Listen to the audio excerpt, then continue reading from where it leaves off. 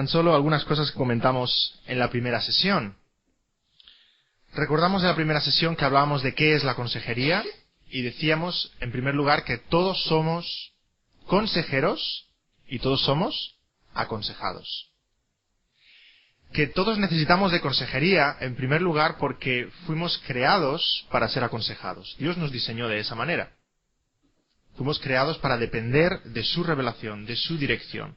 Y cuando digo consejería, creo que es importante hacer un paréntesis aquí. Cuando digo consejería, a veces nosotros pensábamos en consejos, ¿verdad? ¿Y qué es un consejo? Algo que si quieres lo tomas, si no lo dejas. Pero consejería desde una perspectiva bíblica es orientación.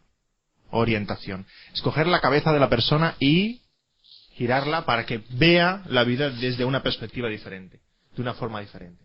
Entonces, yo uso la palabra consejería continuamente, no quiere decir, en el sentido popular, dar un buen consejo, que la persona lo tome o no, es dar dirección, reorientar la vida de la persona. Eso es consejería.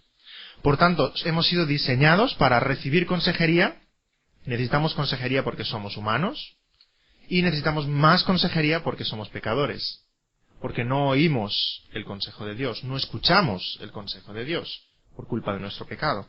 Y según la consejería que recibimos, según la revelación que recibimos y de quién la recibimos, reorganizamos nuestro mundo, reestructuramos nuestro mundo y vemos, según la perspectiva nueva que adquirimos, cuál es el problema, quién tiene la solución, en manos de quién está la solución, etcétera, etcétera. Por tanto, decíamos una definición rápida, consejería es compartir una nueva perspectiva de la vida.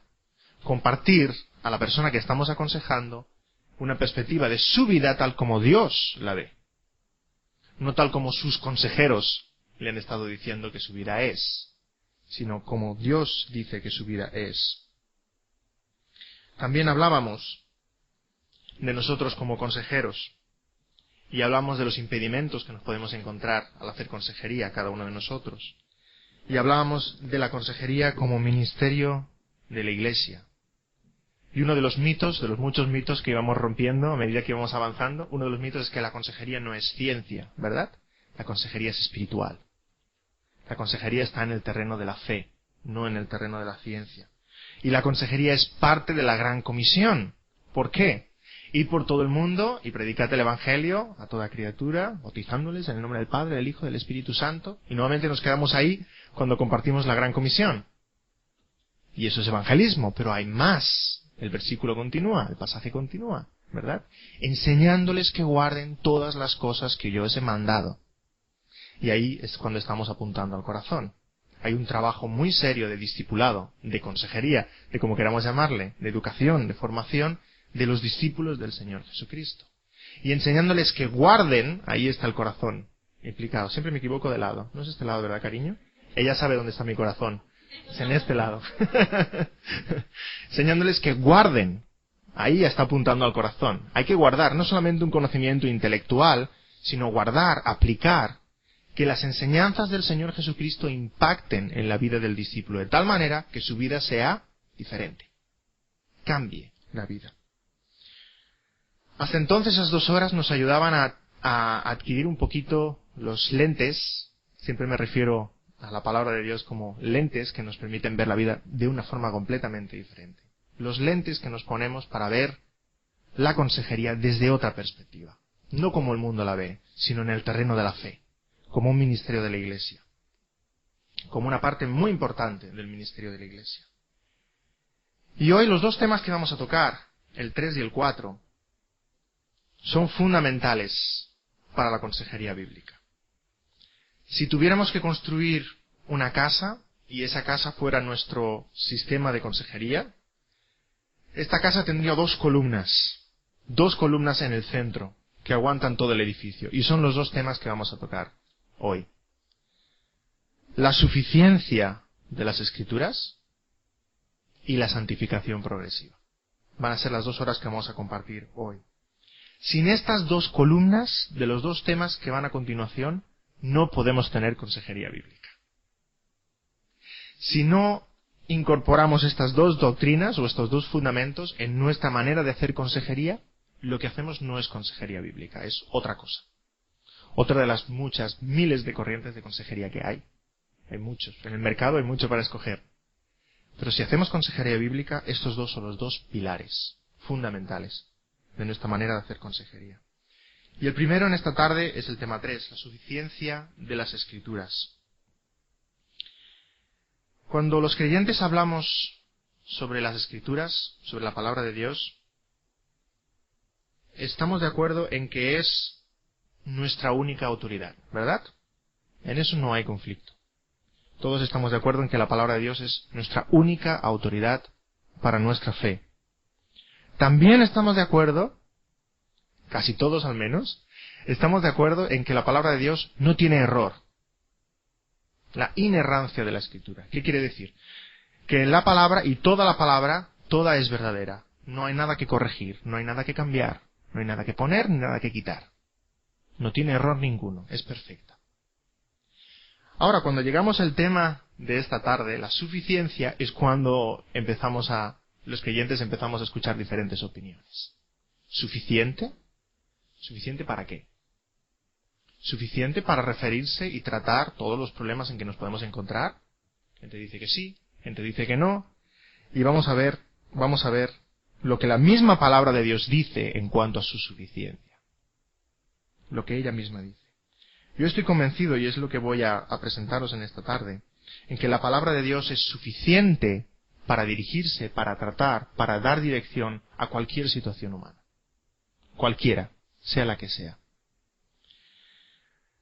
No solamente para los asuntos de la fe, y ese es el problema cuando hablamos de suficiencia. Si preguntamos a alguien, ¿qué quiere decir que la palabra de Dios es suficiente? La persona dirá, es suficiente para los asuntos de la fe. Vale, ¿y cuáles son los asuntos de la fe? ¿Orar? ¿La vida de iglesia? ¿Tu vida devocional? Y preparar sermones. Poco más, ¿verdad? Los asuntos de la fe quedan tan reducidos a un espectro tan chiquitín. Y ahí tenéis la primera ilustración, la figura 3.1. Vemos a la izquierda que dice, la Biblia es suficiente para, eso es la opinión general, cualquier persona que pudiéramos preguntar, cualquier creyente que pudiéramos preguntar, ¿para qué es suficiente? Para ser salvo, para la vida de iglesia, para la vida de oración, para la vida devocional, para preparar sermones, poquito más.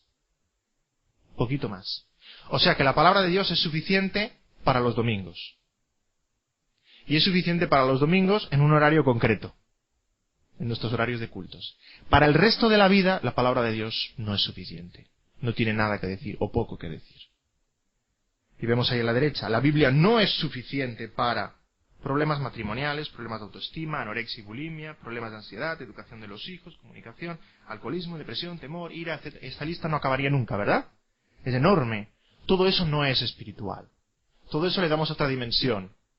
Son problemas del alma, no son problemas del espíritu. Ya hablaremos la semana que viene si hay diferencia alguna entre alma y espíritu. Ya hablaremos.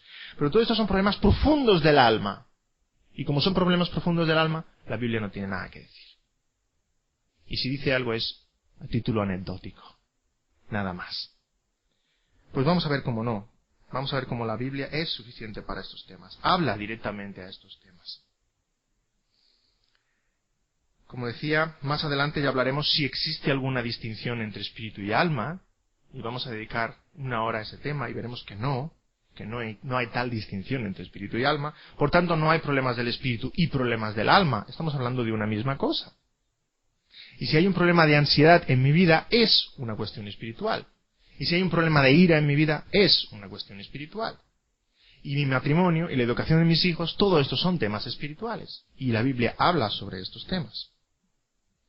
Pero en primer lugar, quisiéramos escuchar qué es lo que la Biblia dice de sí misma. Le podemos preguntar a la palabra de Dios, ¿para qué eres suficiente? ¿Para qué eres suficiente? ¿Qué es lo que tratas? ¿De qué tratas? Os invito a abrir vuestras Biblias o a mirar al pasaje que tenéis en el cuadro siguiente, que es el Salmo 19, versículos 7 al 9. En la primera parte de este Salmo 19, el salmista está describiendo la revelación general. Los cielos cuentan la gloria de Dios. Empieza así. Pero esa revelación general nos está diciendo de que Dios existe, del poder de Dios, de que Él es creador, de que debemos darle la adoración que Él merece. Ahora bien, en esta segunda parte del Salmo, empezando el versículo 7, nos está hablando de la revelación específica, de la revelación que encontramos en la palabra. Y esta revelación que encontramos en la palabra produce cambio en nuestras vidas. Produce impacto en nuestras vidas. Y vamos a ver brevemente cada uno de estos versículos, lo que la Biblia está diciendo de sí misma. Empieza diciendo el versículo 7. La ley de Jehová es perfecta, que convierte el alma. La ley de Jehová es perfecta, que convierte el alma. Y aquí en el hebreo, cuando dice que convierte el alma, otra traducción posible podría ser que cambia la vida. Que cambia la vida. La ley de Jehová es perfecta, que cambia la vida. ¿No es eso la consejería? ¿No trata de eso? ¿De cambiar la vida? Básicamente. Por tanto, en primer lugar, la perfección de la palabra de Dios produce cambio en nuestras vidas. Y cuando aquí dice la ley de Jehová es perfecta, el hebreo está diciendo temimá, y temimá tiene dos sentidos diferentes. En primer lugar, la palabra de Dios es perfecta porque no tiene ninguna imperfección. Bueno, pues claro, eso quiere decir ser perfecta, ¿no? No tener ninguna imperfección. La palabra de Dios, cuando la miramos, no tiene nada que cambiar, nada que añadirle, nada que quitarle, nada que retocar, es perfecta. Permitidme un ejemplo. Imaginad que uno de vosotros está pintando un cuadro. ¿A alguien le gusta pintar? ¿Hay algún pintor por aquí? Muy bien. 1, 2 pintores. Estáis pintando un cuadro. Y estáis a punto de acabar el cuadro. Y mientras acabáis el cuadro, os lo miráis y, bueno, yo creo que ya está. Y pedís opinión a alguien, a vuestro esposo, quien sea. Mira, échale una mirada al cuadro. ¿Qué te parece? Y mira el cuadro de arriba abajo, vuestro marido o vuestra mujer, quien sea, y dice, está perfecto. ¿Qué quiere decir ahí perfecto? No lo toques. No pongas una pincelada más de color. Ya está. Ya está. En este sentido, el salmista está hablando de la palabra de Dios y la llama temimá. Es perfecta. No la toques. Está completa. Está acabada. No tiene imperfección. No necesita arreglos. Es perfecta. Ahora bien, temimá también es perfecta en otro sentido. En el sentido en que es perfectamente completa, perfectamente equipada. Y voy a poner otro ejemplo. Imaginemos que tenemos que hacer un trabajo. Y para el trabajo que tengo que hacer, necesito una caja de herramientas. Y voy a uno de estos centros comerciales en que venden cajas de herramientas, que tienen ya de todo, su martillo y sus destornilladores, etcétera. Voy mirando caja de herramientas hasta que encuentro una que la abro y tiene todas las herramientas que yo necesito. Y cuando la encuentro, ¿qué digo? Esta es perfecta. No es perfecta en el primer sentido, ¿verdad? Que no tiene ninguna imperfección. Es perfecta en el sentido de que es completa. Completa. No necesito nada más. En aquella caja de herramientas tengo todo lo que necesito para hacer mi trabajo. En este sentido, el salmista también está llamando a la palabra de Dios perfecta, temimá. Es perfecta hasta el punto que cambia el alma, cambia la vida.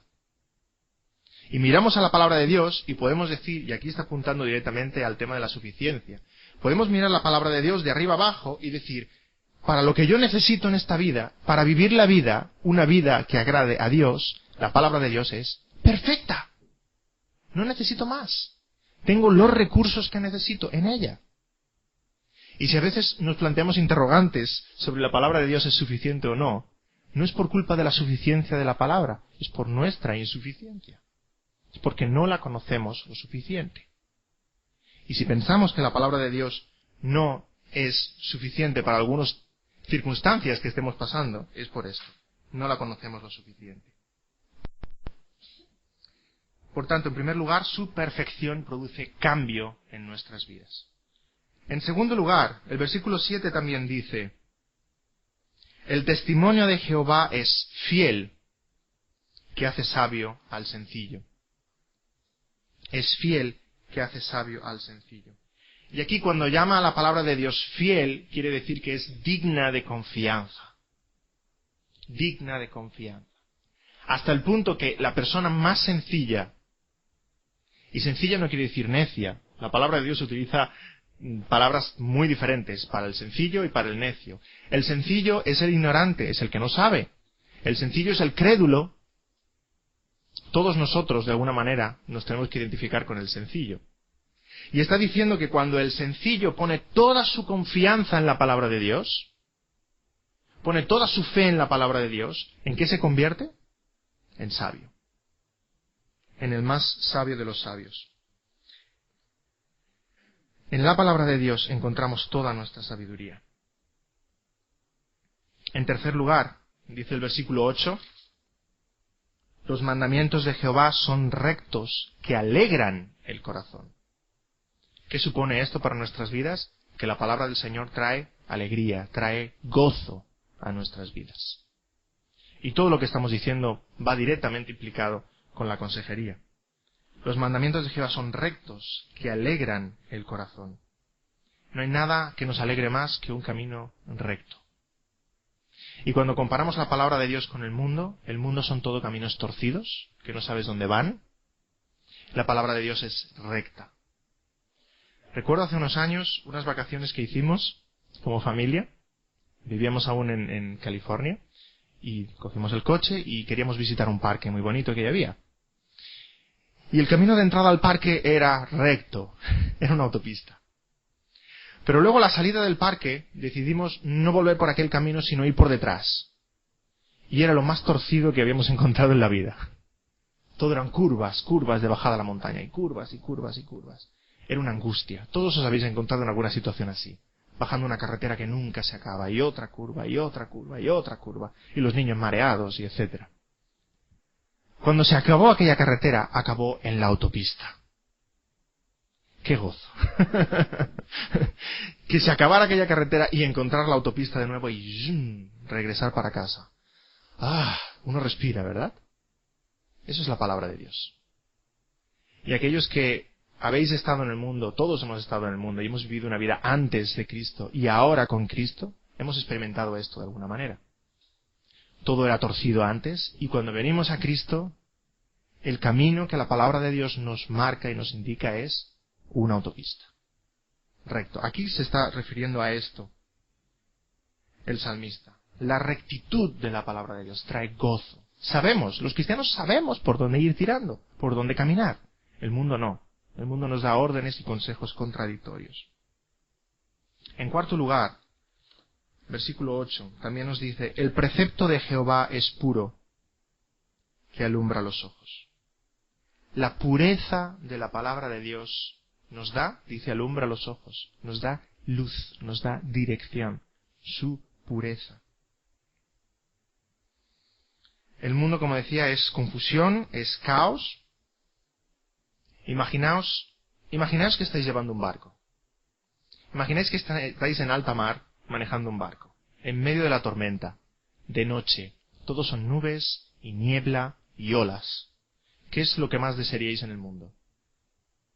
Ver un faro, ¿verdad? ¿Qué es lo peor que os podría pasar? Ver 30 o 40 faros. Eso es lo peor que os podría pasar. Si 30 o 40 faros encienden sus luces delante de vosotros, ¿qué haríais?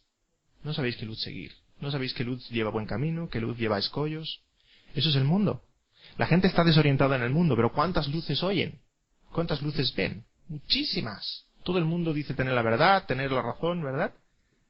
Ahora, cuando uno viene a Cristo, cuando uno pone su confianza en la palabra, todas las luces se apagan y queda una, nítida, clara, en el frente. Hacia dónde caminar, la cual seguir. A esto se está refiriendo el pasaje aquí. La pureza da dirección a nuestra vida. La pureza de la palabra de Dios da dirección a nuestra vida. En quinto lugar, habla del temor del Señor. El temor de Jehová es limpio, que permanece para siempre. El temor de Jehová es limpio, que permanece para siempre. La limpieza de la palabra de Dios. La palabra de Dios es limpia como el oro que ha sido pasado por fuego cientos de veces. Imaginad por un momento que os compráis un anillo de oro, y estáis muy contentos con la compra, y al cabo de 2 días miráis el anillo y se está empezando a poner oscuro. Ay, piensas. Bueno, no haces caso, y al cabo de una semana miras el anillo y además de oscuro empieza a ponerse verde. Ay, que me han timado, ¿verdad? Es lo primero que piensas. Esto no es oro. Aquí han metido otras cosas. Esto no es oro puro. El oro no le pasa esto. A esto se está refiriendo este pasaje. La limpieza, la pureza de la palabra de Dios. No hay contaminación, no hay mezcla. Es puro. Y porque es puro, dura. Porque es pura la palabra de Dios, dura para siempre. No podemos mirar la palabra de Dios y decir, estos consejos, o estas historias, o estas enseñanzas eran para entonces. Para ahora no. No, el salmista está diciendo que la palabra de Dios es pura y dura para siempre. Y dura para siempre. No hay engaño, no hay impureza. Como dice el Salmo 12, versículo 6. Las palabras de Jehová son palabras limpias, como plata refinada en horno de tierra, purificada 7 veces. En sexto lugar, el salmista también está diciendo, los juicios de Jehová son verdad, todos justos. La palabra de Dios trae rectitud a nuestra vida. Trae rectitud a nuestra vida. Y aquí está presentando al Señor como juez, y dice los juicios del Señor, juez que hace una sentencia, o juez que hace una declaración. Y cuando leemos la palabra de Dios, y la palabra de Dios dice algo sobre nosotros, cuando Dios expresa sus juicios sobre nosotros en nuestra vida, ¿qué tenemos que decir? Amén. Porque sus juicios son todos justos. Todos justos. Cuando la palabra de Dios me dice que soy pecador, ¿qué decir? Amén. Cuando me dice que necesito de Dios y necesito de la sangre de Cristo, amén. Que me he de arrepentir diariamente de mis pecados y he de seguir al Señor, amén. Que solamente en la palabra de Dios encuentro cambio para mi vida, amén. Todos los juicios de Dios son verdaderos, son justos. Después de lo que acaba de decir el salmista, no es extraño que los versículos 10 al 14 continúe como continúa, ¿verdad? Después de haber dicho todo esto de los estatutos y de la voluntad del Señor, dice, deseables son más que el oro, y más que mucho oro afinado, y dulces más que miel, y que la que destila del panal. Tu siervo es además amonestado con ellos, en guardarlos hay grande galardón. ¿Quién podrá entender sus propios errores? Líbrame de los que me son ocultos. Preserva también a tu siervo de las soberbias, que no se enseñoreen de mí, y entonces seré íntegro, y estaré limpio de gran rebelión.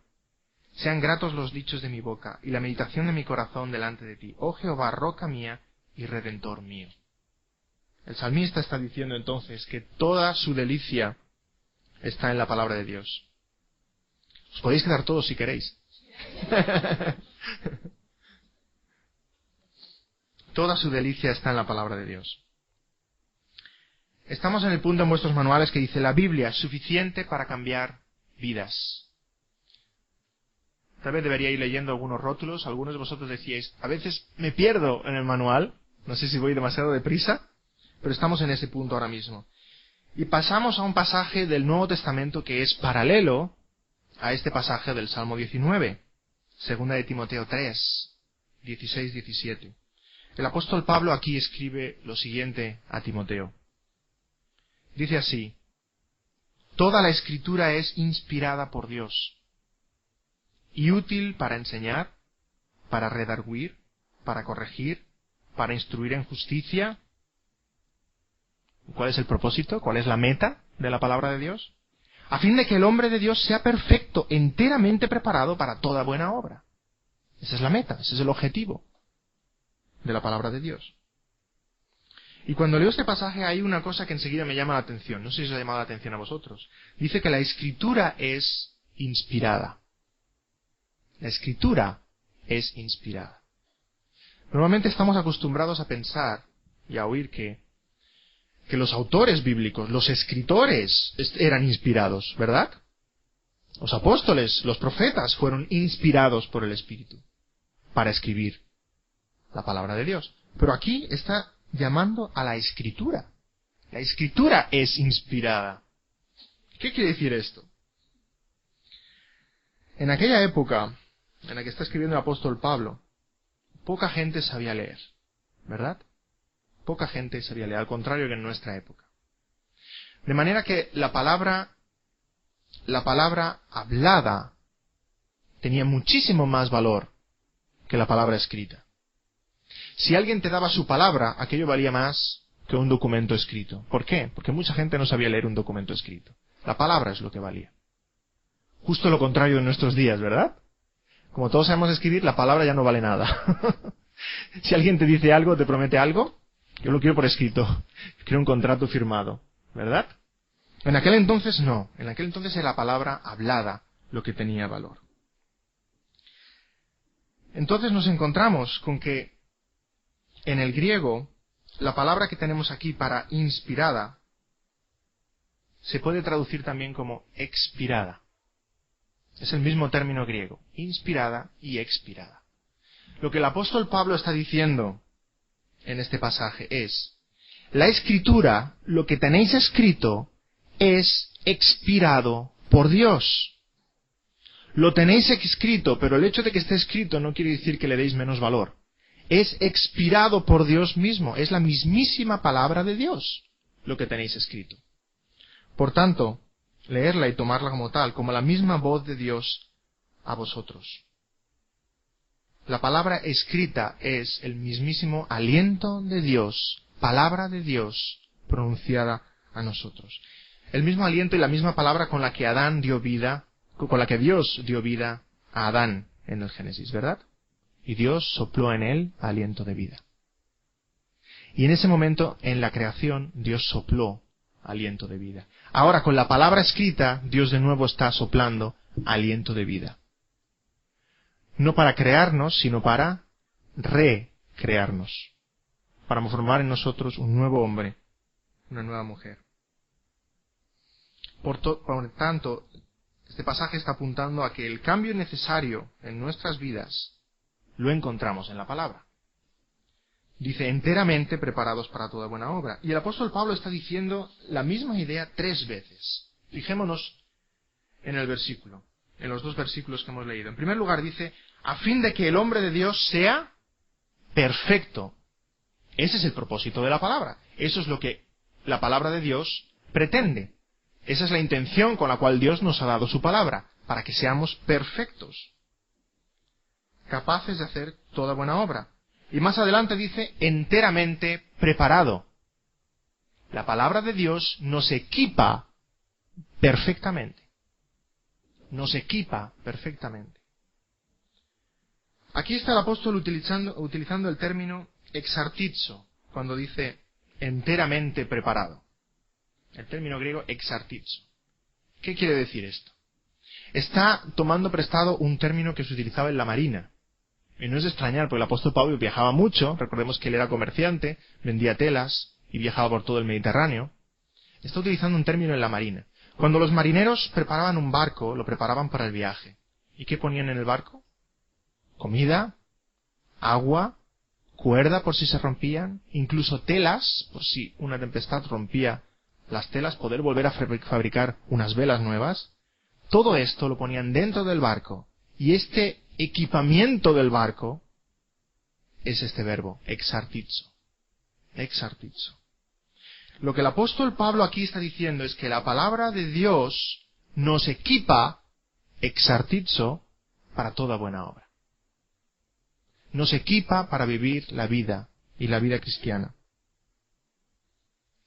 Para prever cualquier situación que podamos atravesar. En la palabra de Dios tenemos los recursos que necesitamos. Y al final dice que nos equipa, ¿para qué? No nos equipa para alguna buena obra. Nos equipa para toda buena obra. ¿Qué quiere decir esto? A mí esta última frase me llama mucho la atención. Toda buena obra quiere decir que incluso en esos momentos en los que yo no hago una buena obra, debería haberla hecho. Porque la palabra de Dios me equipa para ello. Que cuando peco, y siempre que peco, no tenía por qué haber pecado. La palabra de Dios me equipa para toda buena obra. En cualquier circunstancia, en cualquier situación en la que estemos, la palabra de Dios, el Espíritu Santo, los recursos de Dios nos dan las fuerzas que necesitamos para vivir la vida dando gloria a Dios. Estemos donde estemos. Y el mejor ejemplo lo tenemos en el Señor Jesucristo siempre. Situaciones más extremas y difíciles que las que Él atravesó, no atravesaremos. Y Él glorificó a Dios en todo momento. En todo momento. Entonces llegamos, también tenéis en vuestros manuales, a la pregunta clave. ¿Suficiente para qué?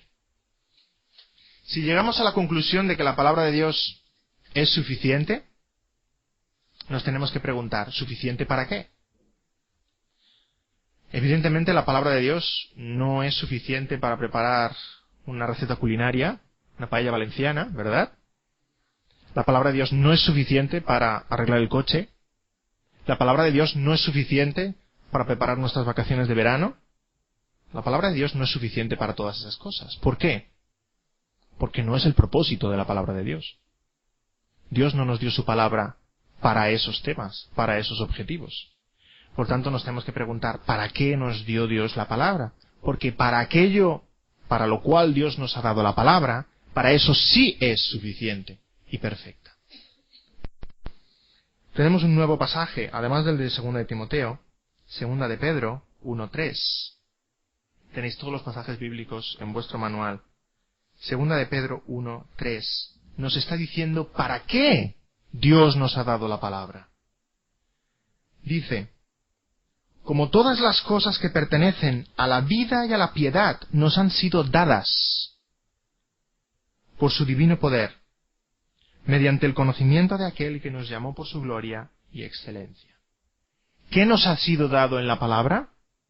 Todas las cosas que pertenecen a la vida y a la piedad. Todas las cosas que necesitamos saber y entender para vivir una vida santa y correcta y agradable delante de Dios. Todo eso lo tenemos en la palabra. Por tanto, la pregunta que yo me puedo hacer, ¿me está diciendo entonces la palabra cómo ser buen esposo?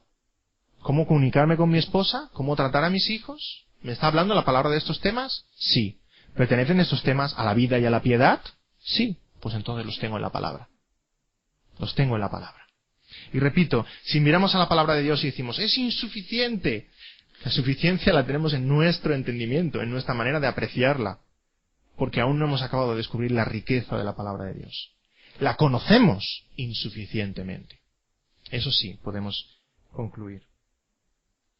Por tanto, la palabra de Dios nos habla sobre cómo ser un buen esposo, un buen padre, un buen ciudadano, un buen cristiano, cómo tratar problemas personales, cómo manejar mi ira, cómo manejar mi frustración, cómo manejar mi ansiedad. La palabra de Dios habla de estos temas. Pero desconozco la palabra de Dios. Desconozco la palabra de Dios. Y tenéis aquí varios pasajes que hacen referencia a esto exactamente que estoy diciendo. Quisiera ahora entrar en una sección, habiendo dicho todo esto, quisiera entrar ahora en una sección de este tema, que espero que nos ayude a apreciar esta suficiencia de la palabra de Dios. Que nos ayude a ver la riqueza de la palabra de Dios. A veces cuando hablamos de suficiencia podemos caer en el error de pensar que la suficiencia de las Escrituras quiere decir que hay un versículo para cada tema. No es eso. No encontraremos un versículo para cada tema. Y que si encontramos ese versículo que habla sobre ese tema en concreto, lo único que hay que hacer es lanzarlo contra el aconsejado, ¿verdad? Y que lo repita 5.300 veces hasta que cambie su vida. No, por favor. Eso es demasiado simplista. No encontraremos un versículo sobre todos los temas. Pero eso no quiere decir que la Biblia no hable sobre todos los temas. En la Biblia no está todo, pero la Biblia habla de todo. Que es una manera muy diferente de acercarse al tema de la suficiencia. Por tanto, vamos a acercarnos a esta sección que dice melodía, armonía y pausa. En primer lugar, para pensar sobre la palabra de Dios y entender lo que quiere decir la suficiencia de la palabra de Dios, Tenemos que cambiar el chip, como se dice coloquialmente. Tenemos que cambiar nuestra forma de pensar. La mentalidad de nuestro tiempo es enciclopédica, lo que yo llamo enciclopédica. ¿Qué quiere decir eso? Que estamos acostumbrados a las enciclopedias. Si yo quiero buscar algo en una enciclopedia, por ejemplo, Revolución Francesa, ¿cómo lo busco? O lo busco por la R de revolución o busco por la F de francesa. Y encontré lo que quería, ¿verdad? Si yo quiero el teléfono de alguien y miro en la guía telefónica, ¿cómo lo encuentro? Busco por su apellido, ¿verdad? Quiero unas páginas, aquí está. Rápido, concreto, específico. Si yo quiero buscar un tema en Internet y voy a uno de esos Yahoo o Google o uno de estos servidores y quiero encontrar un tema, ¿cómo encuentro ese tema? Solo tengo que escribirlo, ¿verdad? Setas del Pirineo. ¡Chup! Y me salen 4000 páginas sobre el tema. Facilísimo. Vivimos en la era enciclopédica. Hoy día, ¿qué es una persona inteligente? Basta mirar todos esos concursos, ¿verdad?, que salen por la tele. ¿Qué es una persona inteligente? El que tiene una enciclopedia aquí. Esa es la persona inteligente, ¿verdad? La persona inteligente hoy día no es la que gana una partida de dominó o una partida de las damas. No, es el que gana el trivial.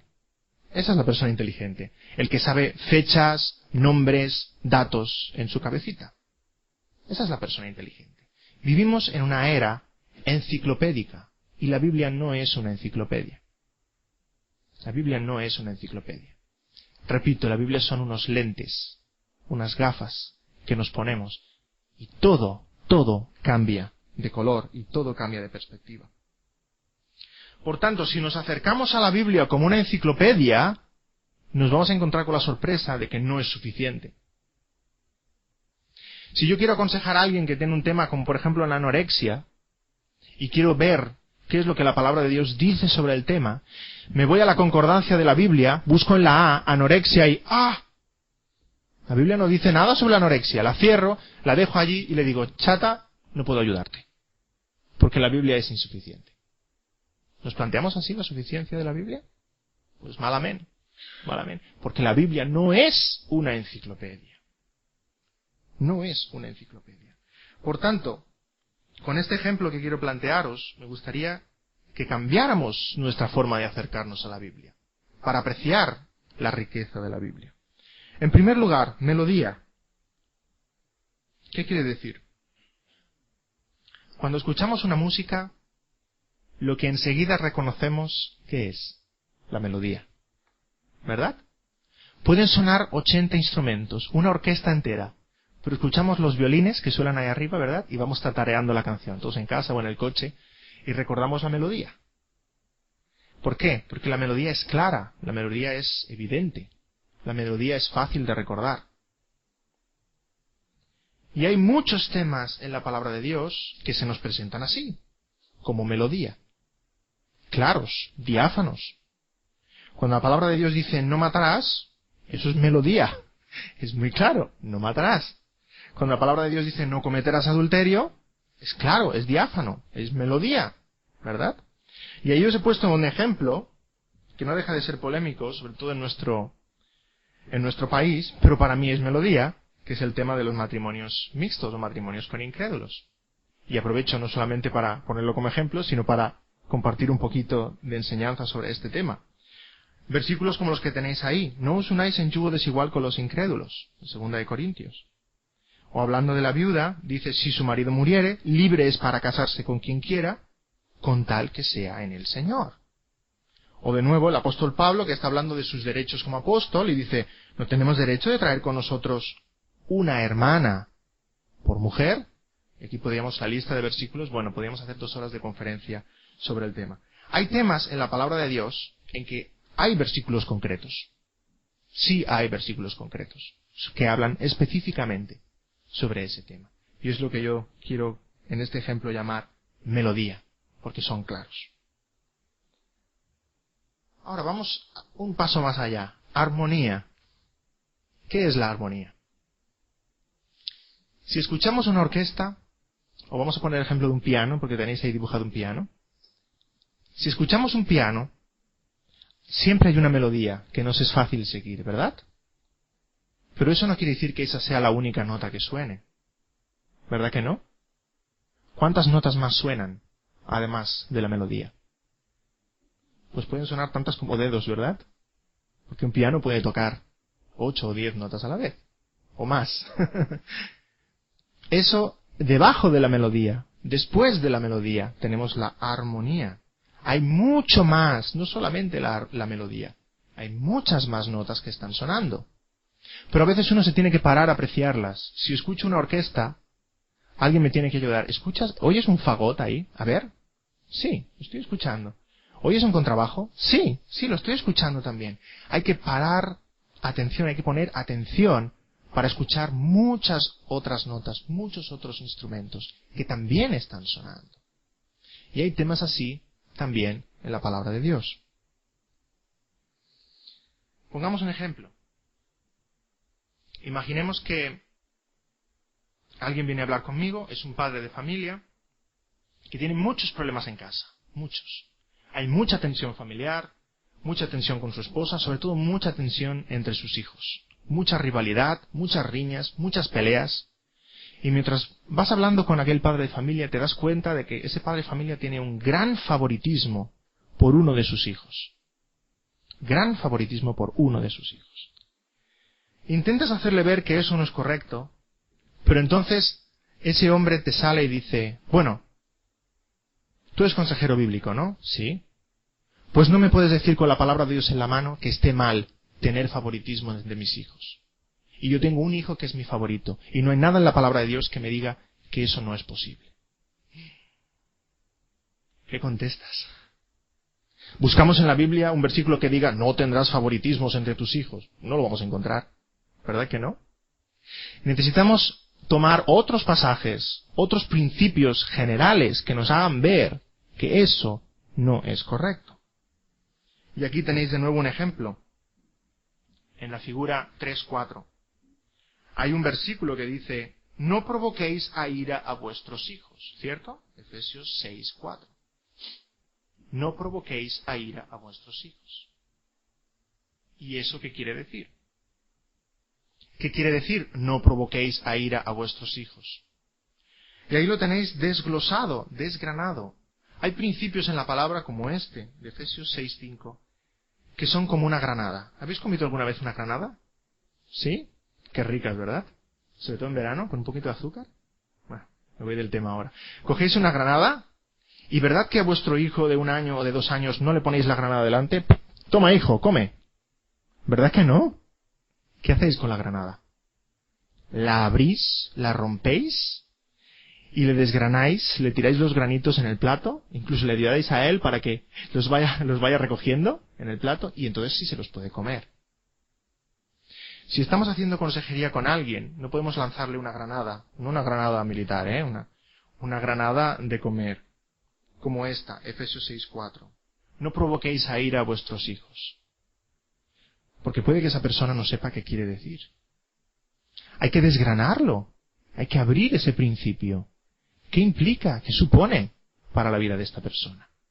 Hay que desgranar la granada. Es un principio general. Poniendo el ejemplo de antes, hay que ayudarle a apreciar todos los instrumentos que están sonando, toda la armonía, porque es un principio mucho más rico de lo que a simple vista parece. Y aquí hemos puesto algunos ejemplos. En la tabla misma donde estamos, la figura 3:4, no provoquéis a ira a vuestros hijos, quiere decir que vamos a desgranarlo, vamos a sacar muchas cosas, ¿verdad? Que no desórdenes porque sí, por ejemplo. ¿Provoca ira eso a mi hijo? Sí, mucho. Sobre todo si es adolescente. Porque sí, porque lo digo yo. Pero papá, ¿lo provoco a ira? Sí. ¿Qué más? Que no tenga favoritismos. También. Y no hay un versículo en la Biblia que diga no tengas favoritismos entre sus hijos, pero hay historias muy concretas. José y sus hermanos, Jacob y Esaú, ¿verdad? Ejemplos muy concretos. Y no hay un versículo. Huyamos de la mentalidad enciclopédica. No hay un versículo sobre ese tema. Tenemos que ver toda la Biblia en su perspectiva, en su enseñanza en general. Otros temas, que no pidas imposibles, que no te aires con él, que no trates mal sus juguetes. sobre todo los que tenéis hijos pequeños. Para ti solo es un juguete. Y entras en casa y hay algo por el camino y ¡poing! Le das un puntapié. ¿Y qué pasa con ellos? ¡Papá! Resulta que era su peluche favorito y le acabas de romper algo. No sé. Se enojan contigo.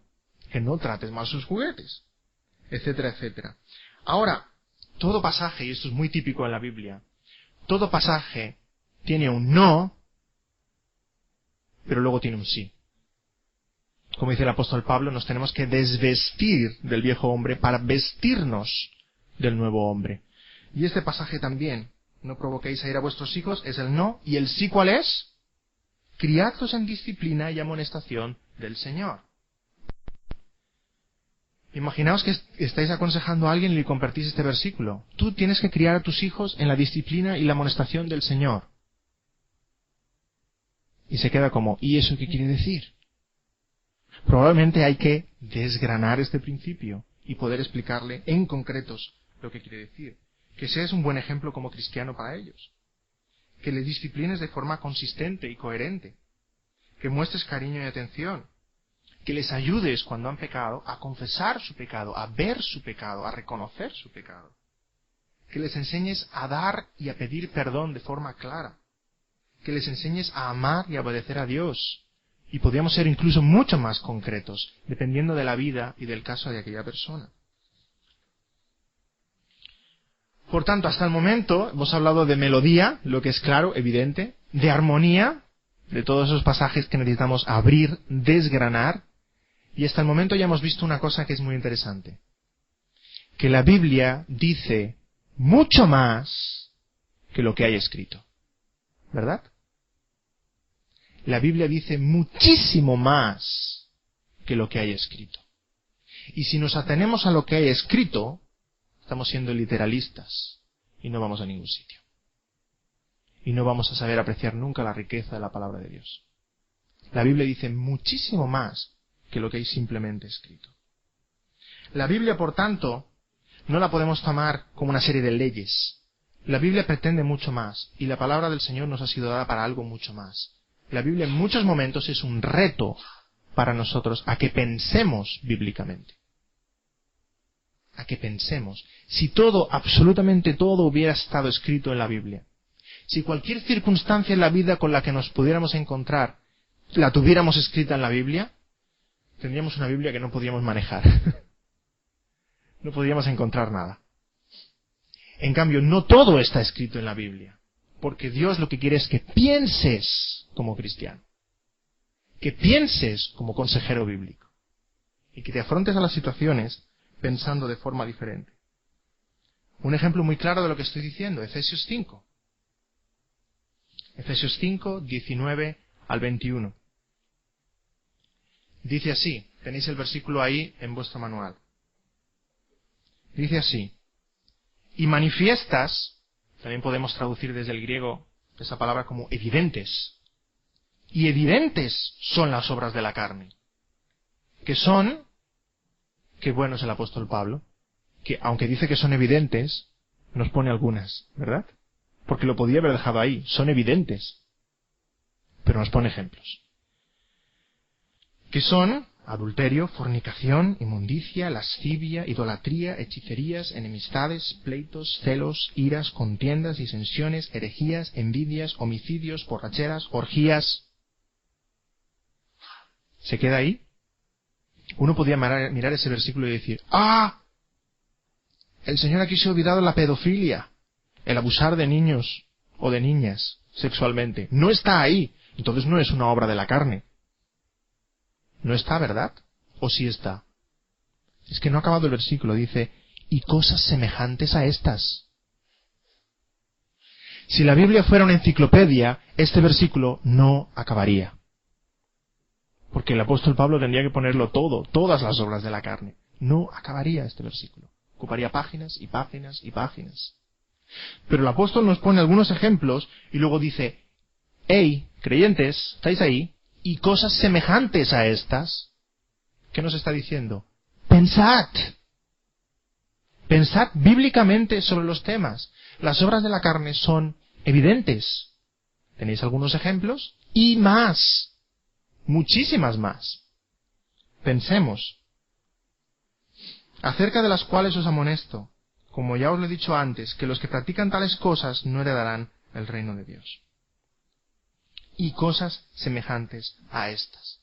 Luego, una de las conclusiones que quisiera que sacáramos de este tema es que la Biblia no lo dice todo, pero la Biblia habla de todo. La Biblia no se refiere concretamente a todos los temas de la vida, pero la Biblia se refiere, aunque no sea de forma explícita, de forma implícita a todos los temas de la vida y a todas las situaciones en las que nos podamos encontrar. Y ahí os dejo un ejercicio para vosotros, para que lo hagáis en casa.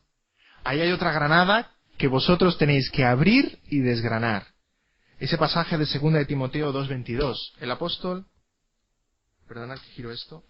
le dice a Timoteo, en 2 de Timoteo 2:22, huye también de las pasiones juveniles. Eso lo pondríamos debajo del no.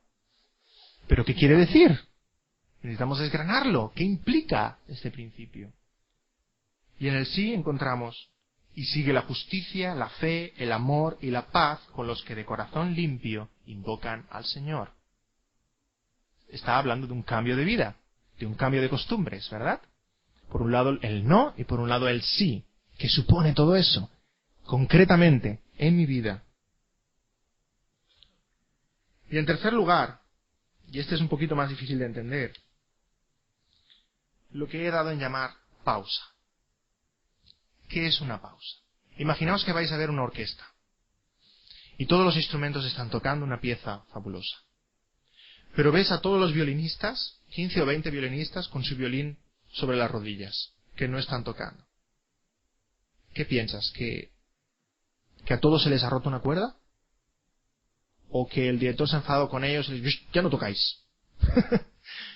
¿Qué pensamos? ¿No están participando de la pieza musical? Sí están participando, pero en ese momento tienen una pausa. ¿Y cómo sabemos que es una pausa? Y que no se han roto todos los violines a la vez. Sabemos que es una pausa porque hay música antes y hay música después, ¿verdad? Y en ese momento hay una pausa. Parece que guarda silencio, pero en ese momento hay una pausa. A veces nos puede pasar así con la palabra de Dios. Parece que guarda silencio sobre un tema. Y nos preguntamos, no dice nada sobre este tema la Biblia. Pero necesitamos ver toda la música que hay alrededor, toda la enseñanza que hay alrededor, todos los pasajes que hay alrededor. Y vemos que sí está diciendo algo sobre ese tema. Y ahí os he puesto como ejemplo el tema del aborto. Tenéis un ejemplo en la figura 3:5. Si queremos un versículo estilo enciclopédico sobre el aborto, no lo vamos a encontrar. Si buscas en tu concordancia sobre la A de aborto, no vas a encontrar un mandamiento que diga, no abortarás. No lo vamos a encontrar. Necesitamos leer la Biblia. Necesitamos empaparnos de la Biblia. Necesitamos pensar bíblicamente. Necesitamos mirar toda la música que hay alrededor de este tema. Y ahí tenemos varios versículos, de los muchos que podemos encontrar. Vemos que el salmista dice en el Salmo 139:16, mi embrión vieron tus ojos. Vemos como el Señor llama a profetas como Jeremías desde el vientre de su madre. Vemos como Dios a la persona que está en el vientre la está tratando como persona. Y no solo como persona, también en el Salmo 51:5, el rey David dice, en pecado me concibió mi madre. Él se reconoce como pecador desde el momento de la concepción. Yo fui engendrado en pecado. Ya era pecador. Y ya necesitaba del perdón de Dios. Por tanto, desde el principio, desde el momento en que aquella persona empieza a existir, Dios la considera y la trata como una persona.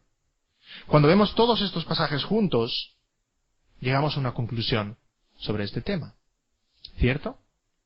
Aunque no haya un solo versículo que hable sobre este tema. Por tanto, y esta es casi la conclusión de este tema de la suficiencia de las Escrituras, no nos acerquemos a la Biblia como si fuera una enciclopedia. No nos acerquemos como si fuera una enciclopedia. Acerquémonos a la Biblia como si fuesen unos lentes, unas gafas que nos ponemos y de esta manera podremos apreciar todo en la vida desde otra perspectiva. Tomar un solo versículo y lanzarlo contra el aconsejado, eso no es consejería bíblica. Eso no es consejería bíblica. Entre otras cosas porque no vamos a encontrar un solo versículo que hable sobre ese tema. Y si queremos encontrarlo, tal vez lo encontremos, pero estaremos forzando al versículo de tal manera que lo estaremos torciendo. Porque queremos que hable de ese tema. No, veamos toda la enseñanza de la palabra de Dios, en general.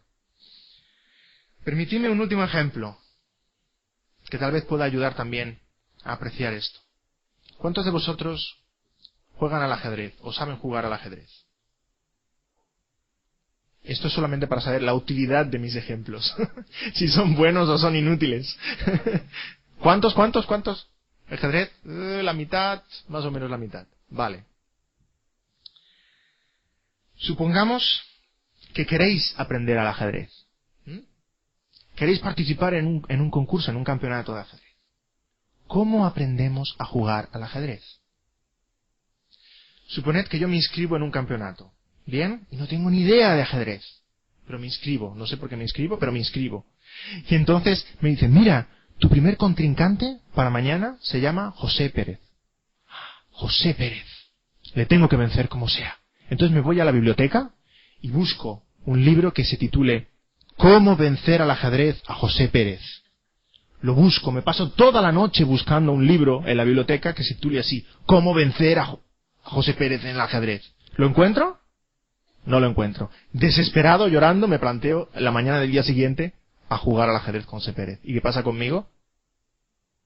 Me aniquila, ¿verdad? Me vence. ¿Aprendemos así a jugar al ajedrez? No. Aprendemos de otra manera.